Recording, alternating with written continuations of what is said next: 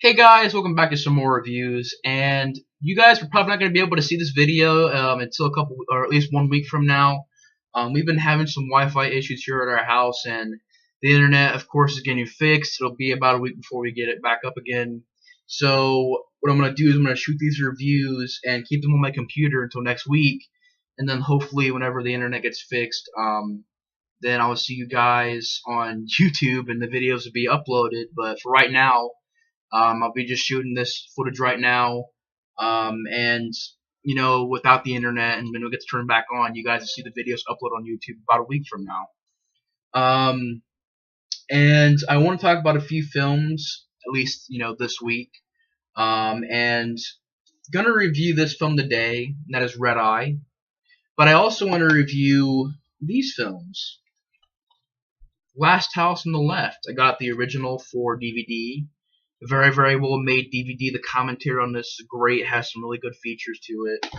And of course, this is the remake, which I don't hate. I think it's actually pretty decent. So yeah, the remake's pretty decent. Of course, not as good as the original, but still a decent remake in my opinion. We're talking about those films a little bit later. I might talk about the original first, or heck, I might talk about the original and the remake later on. So you guys will be seeing these reviews uploaded first, and I'll upload some more reviews. Just depends on how many reviews I get done this week. But today talking about Red Eye, and so we're talking about this film, Last House on the Left. So we're talking about two Wes Craven films. But Red Eye is one of those films, is one of Wes Craven's films that doesn't really get talked about a lot. Kind of gets a little bit overlooked. Gets some good, mentions here and there. But for the most part, not a lot of people talk about Red Eye. And this, of course, was when Wes Craven was making sort of films outside the horror genre. This is more of a thriller suspense movie, but has a little bit of horror to it. But this is definitely more of a thriller. And one of Wes Craven's films that was sort of outside the horror genre. Of course, since I don't have IMDb pulled up because there's no internet, I can't use IMDb. So I can't be telling you guys the budget and the rating for the film on IMDb, but I can tell you guys directed by Wes Craven. I believe it was written by Wes Craven as well. It was, let's see now. No, the screenplay was by Carl Ellsworth, and story by Carl Ellsworth and Dan Foos. But it was directed by Wes Craven. Now, this is, like I said, one of his films that sort of got out of the horror genre.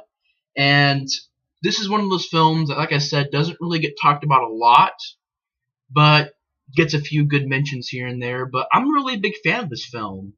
I love Red Eye. I think it's actually a very, very well-made thriller. It's very well shot. Wes Craven did a good job directing the film. And very entertaining, very suspenseful. Definitely a thrill ride. And just altogether a very well made movie. And it's PG-13, as you guys see right here. PG-13. Which did not bother me at all. The film is very well shot, very well acted. And altogether just a very well made film.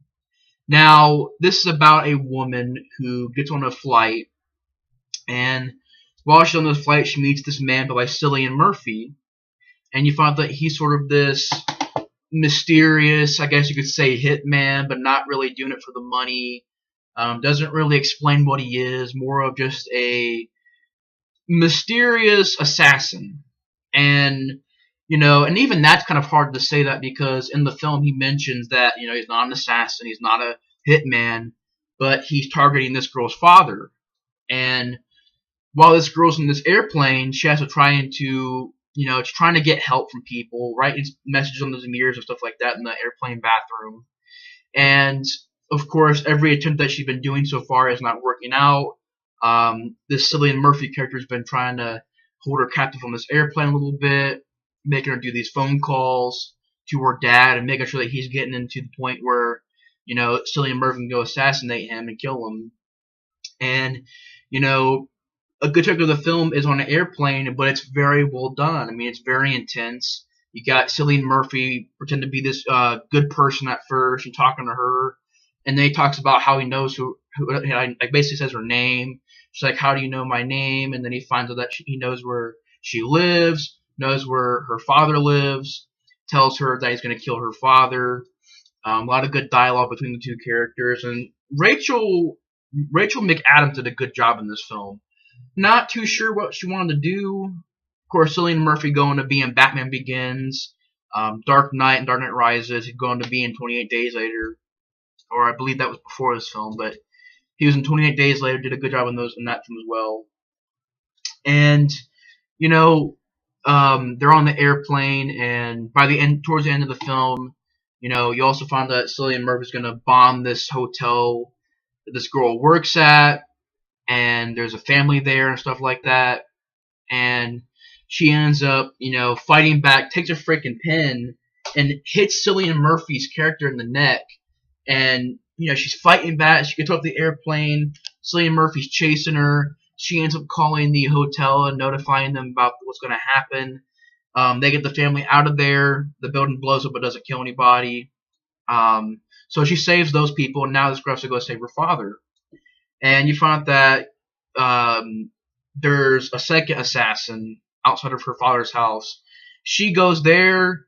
The second assassin gets killed, and then Cillian Murphy goes there. And I know it wasn't really meant to be funny. I mean, maybe it was, but I always thought it was hilarious because he gets stabbed like right here, and he can't talk. He's trying to talk, and he's like breathing really heavy. He's like, I would kill you. And just, I don't know. I mean, it was just hilarious.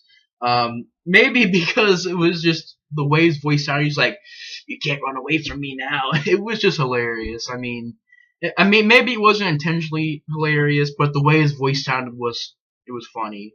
And I get it was because he was stabbed like right here, where his voice box and his vocals are at. Got stabbed right in the neck. And that's why he's talking like that. I don't know, it just sounds funny whenever he talks. I don't know.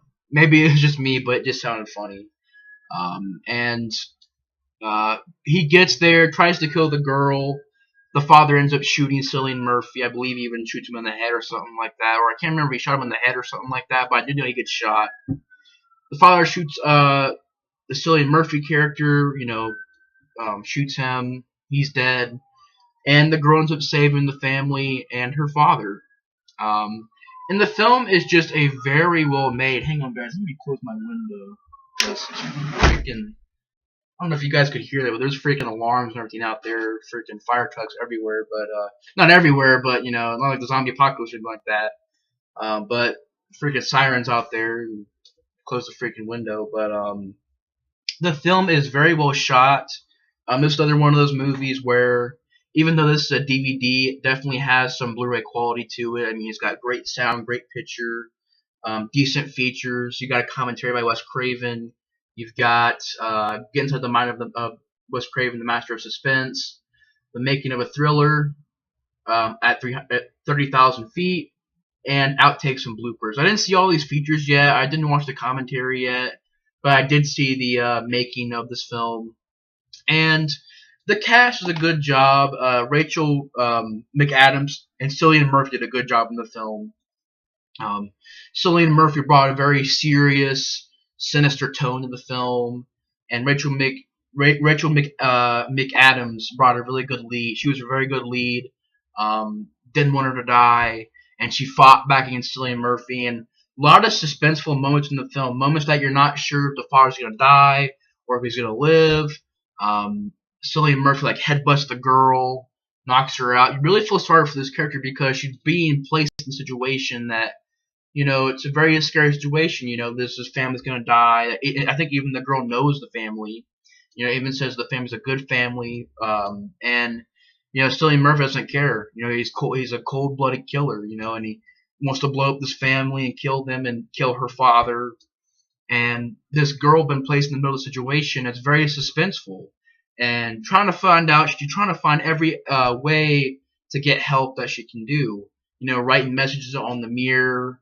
She's trying to talk to people, write messages in books and stuff like that. But no way is working. That created a lot of suspense. And Wes Craven, even though he is a master of horror, he is definitely a very, capable director of suspense as well.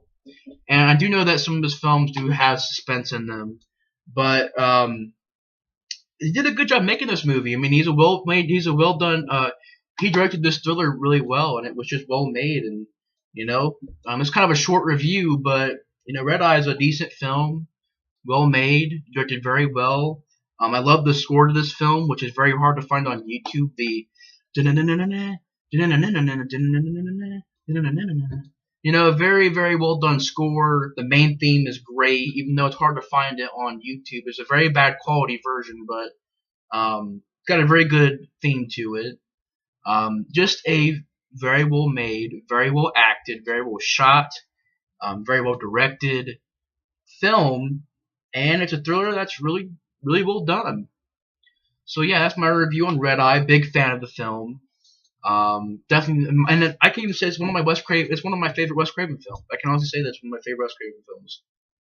So, yeah. So thanks for watching my review on Red Eye, and I'll see you guys next week on YouTube when I upload this. But I'll see you guys on the next review. Bye, guys.